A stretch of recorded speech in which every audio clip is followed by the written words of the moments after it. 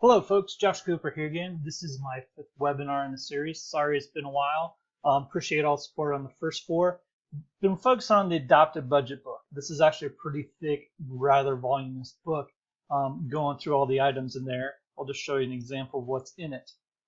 Gets down into salaries, benefits. Basically, this is the site-based budget. It also has the department budget. So this is kind of a more detailed picture. But with this is my goal, is I wanted to return the focus to the schools. Everybody's been talking about it. School's about to start, and that's what's important.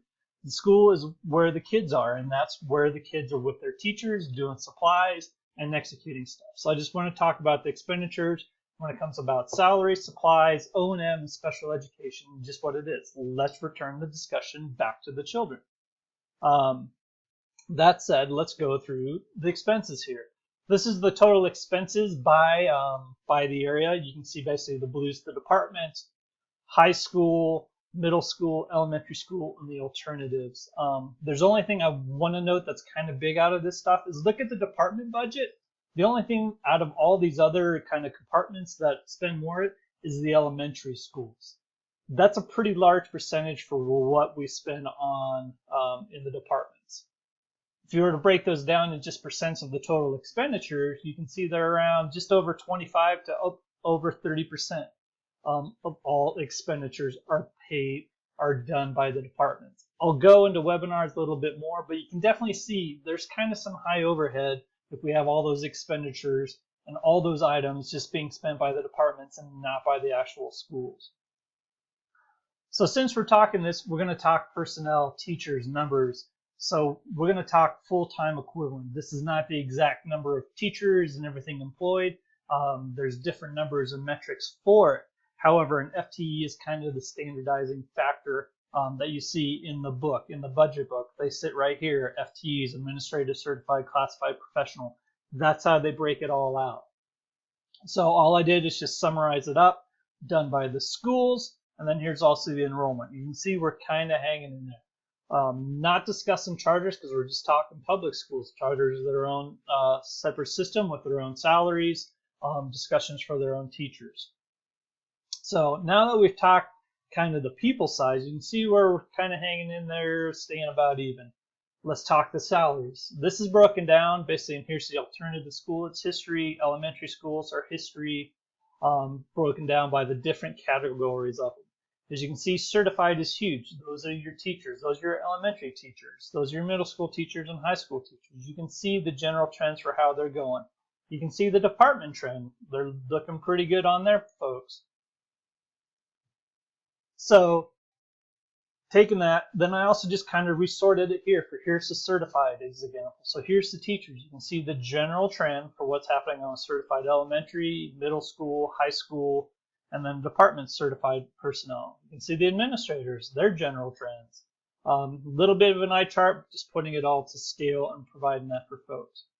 So if you take that total number of salaries and divide that by the full-time equivalents that they show here, they say like administrative full-time equivalent, administrative salaries, come up with basically an average FTE salary. In no way is this saying this is the exact salary that every teacher and everything gets. This is just taking the total salaries divided by the FTE to get an average FTE salary. Like I said, it all depends on the HR. There's not too much published on it to sort through all that stuff. In the 15-16 document, they actually change how the FTEs are calculated and everything there. But this is basically just the general salary. So look at here. These are the teachers, your elementary school teachers, your middle school teachers, your high school teachers. Not too much change. You can see a little bit more on the administrative side, some pretty big upticks. Everything there, your classifieds and where everything is. The departments and everything. So this is just showing you in general how the salaries are on the FTEs. Now if we're to take that and figure out the changes, so here's the difference, from 10-11 to 11-12, what's the delta on that? Well, that's this chart here, and I'm sorry, it's kind of busy and it bounces around. And like I said, it's got 5 years, but it shows the ups and the downs for all of them. Same breakdown, certified teachers, classified, and everything there. So knowing it's kind of an eye chart, let's actually look at the teachers. Let's zoom that in and look at the certified section. So these are the historical pay rate changes for elementary teachers. You can see kind of breaking even a little bit here, but then it was offset by the following year. Middle schools breaking even, a 5.3 up, but then we went 5.9 down. High schools, they were basically breaking even, nice 7.3 up, but then they dropped one following. So at least it's good for the high schools. But the departments, they're looking pretty good. And the alternative schools are kind of bouncing around. Their numbers seem a little weird. So that said, let's look at the whole thing over the last 5 years. What are the salary changes? If we look at this, and we just said what's from the start, the beginning to the end, what is it? So we went from the 2010-11 year to 2014-15. These are the changes. Note the departments that didn't have 10-11, so I used 11-12 for their changes, but that's just for the department areas over here. So look at over 5 years, elementary teachers have actually lost money at a 1.5% rate. Middle school teachers have basically lost money over the last 5 years. High school teachers over the last 5 years have gone up 4.7%. So if you think about that, they've basically received a 1% increase in pay over time. Administrators, they're doing a little bit better on this side. Classifieds are doing well here. The alternative school, that's where they're getting some good bang for the buck. You can see where they're trying to shift some money and folks for those alternative schools. But those, again, aren't the mainstream schools like elementary, middle, and high school. Those are secondary support schools and helping out like DCSD and everything else there. So teachers, that's just one part of it. Those are the ones that are doing the job, the ones teaching your kids, spending the time with them, working with them. But they also need supplies. And this is kind of a historical graph of the supplies where it's been spent based upon site-based budgets and everything there. You can see it's doing relatively good, and then the tremendous change coming into 15-16. This is their budget that was up there, so we won't know the numbers till it comes in. But look at the department. It's been consistently going up, and they haven't taken that same hit. Just kind of concerning of how basically the schools are, in my opinion, they're kind of bearing the brunt of it, but the department's getting a lot of good stuff out of it. They've gotten a little bit fatter and doing that stuff. Speaking of departments, there's two of them that I kind of came up with, a list of 20 plus of them, which is still quite a few departments if you ask my opinion, where the spending's going, and these are the things that kind of affect the day-to-day operations. So operations and maintenance, the cleaning, making sure things are going, general upkeep and everything there.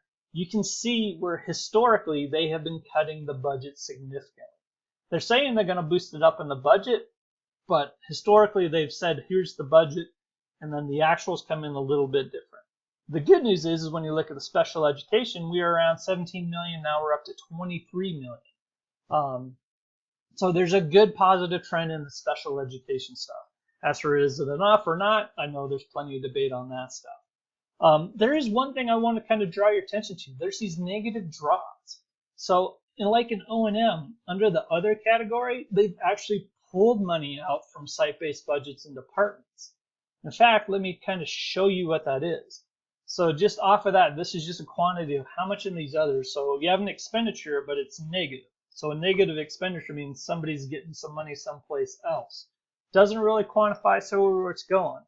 But out of that, you can basically see the lines here are the quantities. We've had up to 30 folks. Look how much has been pulled out of elementary school. And then this is the amount that's been pulled, kind of swapped around. Nearly 2 million at one point.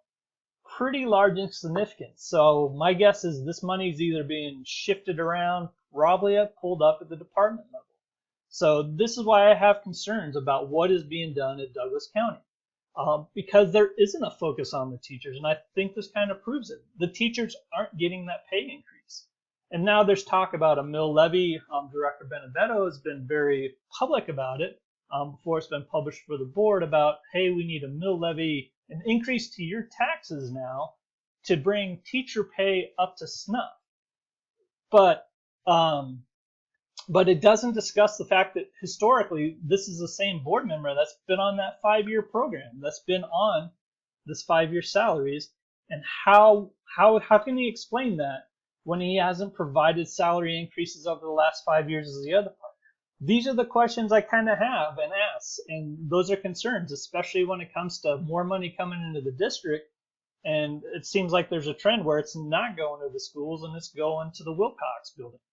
So Again, thank you for your time. I'll follow up with some more webinars. If you have any questions, please feel free to message or anything there. I look forward to discussing some more, and thank you once again.